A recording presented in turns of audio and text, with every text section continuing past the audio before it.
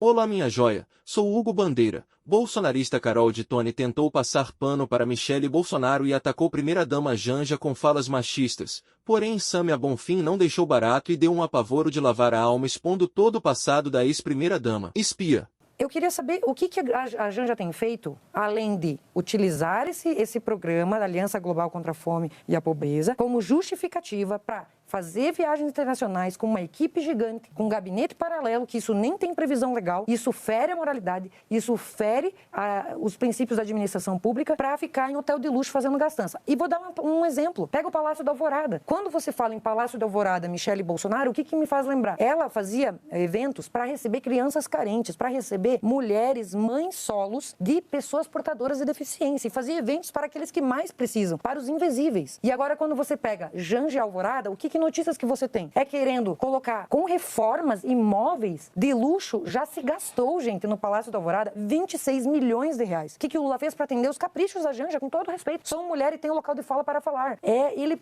criou uma instrução normativa para regulamentar o artigo 20 que proíbe itens de luxo para o erário público para que ela pudesse gastar 26 milhões. Pega esses 26 milhões de reais e compra moradia. Se você converter em casas populares, a 75 mil reais, você consegue mais de 300 moradias. Se você pegar a realidade dos pobres que eles dizem representar, 90% da população brasileira, são 40 milhões de pessoas que não têm casa própria. Então, que exemplo é esse que o pai dos pobres e sua esposa estão dando para aqueles que mais precisam? É justamente o contrário, é a hipocrisia. Por isso que eu estou aqui para justamente criticar esse tipo de postura que não condiz com uma primeira-dama que deve servir de exemplo. Não existe uma dose de machismo na avaliação da senhora ou até um olhar mais antigo do que se espera de uma mulher do lado de um presidente da República? Ela não deve falar sobre a política. Ela não deve agir dessa maneira. Talvez não exista aí uma dose, talvez de uma visão ultrapassada sobre o que é a função de uma mulher? Não, porque isso é ilegal, isso não tem previsão legal. A pessoa precisa saber as regras de etiqueta, regras de sociedade, regras de civilidade. Quem elegeu a pessoa para exercer o papel elegeu o presidente, não elegeu a primeira-dama. Se ela quer ter esses direitos, ela pode ter. Está aberto, está livre para todos. Mas ela tem que passar pelo sistema normal, que qualquer um de nós passou. Está ficando feio. Ela interfere na reunião com ministros. Ela quer mandar mais que o Lula. Isso é vergonhoso. Ela não foi eleita para isso. Ela tem que saber o papel dela.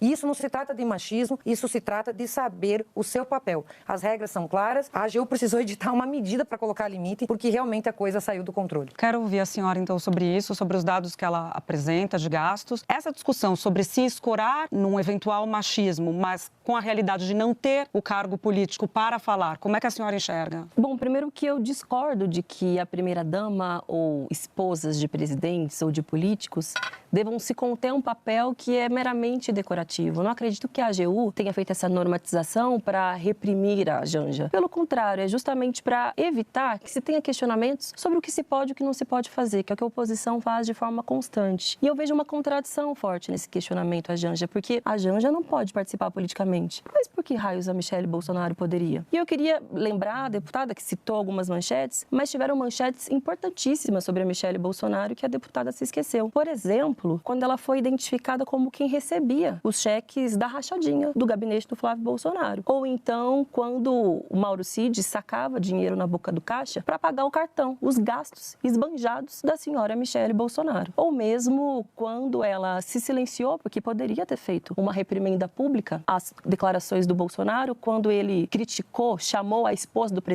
ex-presidente da França, Macron, de feia, ou quando ele tratou das meninas venezuelanas aqui em Brasília como se fosse, pintou um clima. Assisti uma entrevista da Janja esses dias que disse, quando meu marido faz declarações machistas, debato com ele. Ela se diferenciou e cobrou ele publicamente. A Michele, muito pelo contrário, se colocou na posição de bela recatada do lar, nunca se diferenciou do Bolsonaro e, ao contrário, reforça o machismo. Então, existe uma contradição. O problema, talvez seja que os bolsonaristas não aceitem que as mulheres não são mais submissas, que se querem se colocar na política. E aí dizem, bom, que se candidate. Eu estimulo muito que as mulheres sejam candidatas, mas é fundamental respeitar as regras que garantem mais possibilidade para as mulheres serem candidatas. Porque na primeira oportunidade, votam um projeto que anistia os partidos políticos, por exemplo, que não cumpriram com a cota de tempo de TV e de financiamento de candidaturas femininas. Fraudam, colocam candidatas laranjas. Bom, vá lá, a mulher se candidate, mas na hora que é para garantir as condições reais de disputa, de fato, não vão até as últimas consequências. Então, é um discurso contraditório e também um discurso